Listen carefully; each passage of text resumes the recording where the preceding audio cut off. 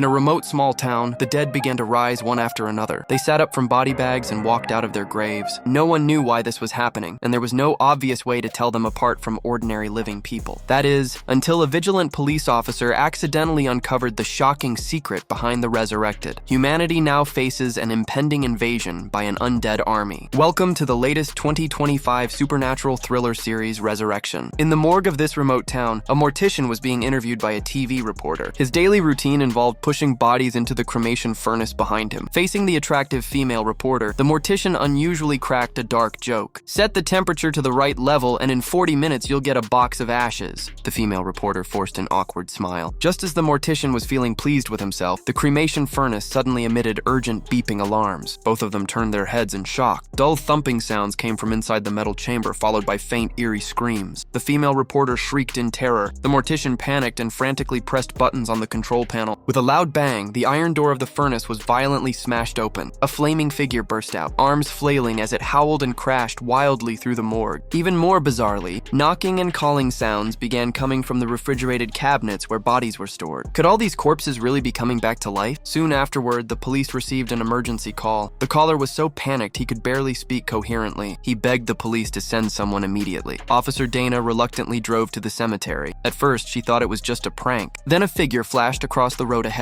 and Dana nearly dropped her jaw in shock. She saw a fully charred man running away. She quickly got out of the car. The cemetery was now bustling in the strangest way. A large number of residents were emerging from their graves, looking confused. Dana stood frozen in place, speechless. 35 days passed. After lengthy observation and evaluation, the authorities lifted the mandatory quarantine on the resurrected. They appeared no different from when they were alive, physically intact, behaving normally, and even able to clearly describe how they had died. As long as the resurrected wished, they could return to their families and jobs at any time. However, for safety reasons, the town's entrances and exits remained strictly sealed. Neither the living nor the resurrected were allowed to leave. So far, authorities had confirmed 47 resurrected individuals. Without exception, all were residents who had died within the 2 weeks before the resurrection day. Returning to normal life would not be easy. The town's children were especially afraid of the resurrected. One revived 10-year-old girl was a classmate of Dana's son. The other kids avoided her and secretly called her Ghost Girl. Only Dana's son didn't mind. He was actually happy she was back in class. Adult fear ran just as deep. Many people could not accept that individuals who had been buried or even autopsied were now walking the streets again. One widowed old woman even went to the police station to ask if her husband would also come back. The officers were endlessly annoyed by such cases. Then one day, Dana received a report. A dead horse had been found by the roadside. She rushed to the scene and crouched down to examine it. She discovered that the horse's neck had been savagely bitten and torn open. There were also car tire tracks nearby. Suddenly, a faint rustling came from the bushes. Dana cautiously approached and found the stiff corpse of a wild wolf lying in the snow, with several human teeth scattered beside it. Back at the station, Dana was called into the office by her father, the police chief. A stranger, a middle-aged man, was sitting inside. This was Dr. Lehman from the Center for Disease Control, sent to investigate the phenomenon of the dead returning to life. They were interested not only in the potential crisis, but also in possible commercial applications. Dana was almost speechless. She quickly changed the subject and mentioned the mysteriously dead horse by the roadside. Dr. Lehman said the carcass had already been taken away for testing, and results would be available the next day. When the time came, Dana eagerly went to the CDC laboratory. Dr. Lehman gravely told her that several human teeth were embedded in the horse's wound. Remembering the teeth she found in the snow, Dana immediately handed them over for comparison. The test results confirmed that the teeth were highly similar to those in the horse's wound. Dana was bewildered and didn't understand what it meant. After hesitating, Dr. Lehman decided to reveal an undisclosed discovery. The resurrected possessed astonishing regenerative abilities. Any wound could heal completely within minutes. Even more shocking, people who had died from severe injuries or terminal illnesses were now extraordinarily healthy. Their cells seemed to have been reshaped by some unknown force, allowing slow but continuous repair of damage. Dana finally understood. The person who killed the horse was likely a resurrected individual. Even if their teeth fell out, they could regrow. That explained why teeth of the same type were found at the scene. Considering the tire tracks, Dana suspected someone had deliberately dumped the animal carcass deep in the woods to destroy evidence. A bold thought emerged. The 47 officially registered resurrected people might only be the tip of the iceberg. With 45,000 residents in the town, many more could be hiding in the shadows, having crossed the boundary between life and death. Fortunately, Dr. Dr. Lamine found a railroad spike in the horse's body. This could help track the resurrected. In police records, the only resurrected person with a criminal history was a bearded man named Miller. This former life-sentence prisoner had died of a stroke in prison, but woke up in the morgue on Resurrection Day. No one knew where he had gone afterward. Dana suspected the horse incident might be connected to Miller. That night, she followed the railroad tracks in search of him. She spotted an old wooden cabin halfway up the mountain. A bonfire out front indicated someone was living there. Dana stayed alert and quietly approached. While she was surveying the surroundings, a figure suddenly appeared behind her. It was the criminal she was looking for, Miller. Dana seized the moment, flipped him, and trapped his arm in a hunting trap. Once Miller finally begged for mercy, she released his arm. The wound healed at a visible speed. Disappointingly, Miller insisted he had nothing to do with the dead horse and that his teeth had never fallen out. To clear his name, he offered a clue. A few days earlier, he had seen a red pickup truck in the woods covered with a blue tarp. To make investigating easier, Dana left her son with her father. The chief grumbled that she should pay more attention to her sister, who hadn't contacted the family for several weeks. Dana brushed it off. Coincidentally, she soon ran into her sister Amy sitting by the roadside, looking very down. Dana guessed Amy might have broken up. Amy nodded. Her boyfriend had grown cold lately. They had arranged to meet by the road the day before, but he stood her up. Dana comforted her sister, saying that 10 years ago her own boyfriend had left her, yet here she was, raising a child alone and doing just fine. While they were talking, Dana noticed a red pickup truck parked nearby. It matched Miller's description perfectly and was covered with a blue tarp. Even more suspicious were the red bloodstains on the tarp. At that moment, an elderly couple emerged from the farmhouse, smiling and claiming the truck was theirs. They said they had never seen any dead horse. Suddenly, a dull thud came from inside the farmhouse. The old couple's smiles froze. Suspicious, Dana ignored their protests and insisted on checking the house. Meanwhile, the police chief, who was at home looking after his grandson, received another emergency call. His neighbor had been hearing strange noises. The chief had no choice but to go check. He repeatedly told his grandson to stay in the car and not move. He knocked on the door. The homeowner was a resurrected person. The chief noticed something black and dirty on the man's hands and ignored the old woman's attempts to stop him as he entered. A strong, foul stench filled the air. At the dining table sat a rotting corpse. It turned out the old woman had been waiting for her husband to return and had dug him up from the grave. The chief reported the situation to the station. When he turned around, his grandson was missing from the car. At the same time, Dana had entered the dimly lit farmhouse. Several yellowish teeth lay scattered on the dusty floor. They looked familiar to her. As she stared, she didn't notice the figure crouched on the rafters above. Heavy footsteps sounded. Dana spun around and saw the old woman pull out her own teeth. Strangely, new teeth rapidly grew back in their place like bamboo shoots after rain. The farm couple desperately shouted, "Mom!" trying to calm the frenzied old woman. The next moment, she hurled the female homeowner into the air. The woman's head impaled on a nail sticking out of the wall. Dana's gunshot startled her sister Amy in the car, but the old woman continued her rampage, throwing the male homeowner out as well.